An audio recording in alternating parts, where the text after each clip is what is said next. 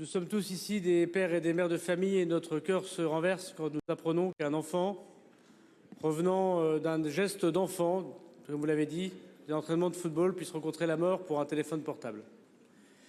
Je l'ai déjà dit, je le redis, évidemment, la considération est immense pour cette famille.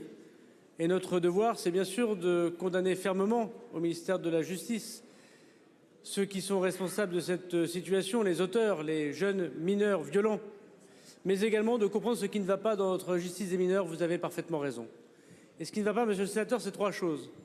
La première, c'est que la mesure qui est prévue dans le Code général des mineurs aujourd'hui, qui est une mesure éducative avant d'être une mesure répressive, vous le savez, c'est un fondement de notre droit. Cette mesure éducative, lorsqu'elle n'est pas suivie, et c'était le cas de l'auteur des coups de couteau manifestement, il n'y a pas de sanction.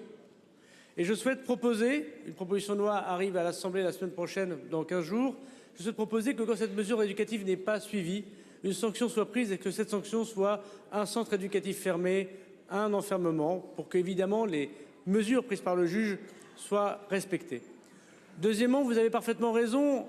Deuxième fait, octobre dernier, le parquet demande l'enfermement. Le magistrat reporte la décision en fonction du Code général des mineurs que nous avons ici adopté et que le gouvernement vous a proposé. Il y a un problème de non-comparution immédiate des mineurs violents pour les faits les plus graves. Et je suis favorable à la comparution immédiate pour les faits les plus graves pour les mineurs, ce qui aurait permis sans doute de suivre la réquisition du parquet en octobre dernier et de ne pas se retrouver dans la situation d'aujourd'hui. Et puis troisièmement, il y a évidemment, puisque la mesure c'était qu'ils ne devaient pas se retrouver ensemble, ces deux mineurs qui faisaient de l'extorsion, les policiers ne sont pas informés dans leur fichier FPR lorsqu'ils font des contrôles de police qui ne peuvent pas être à deux. Ils habitaient d'ailleurs le même quartier et, dit-on, les mêmes endroits.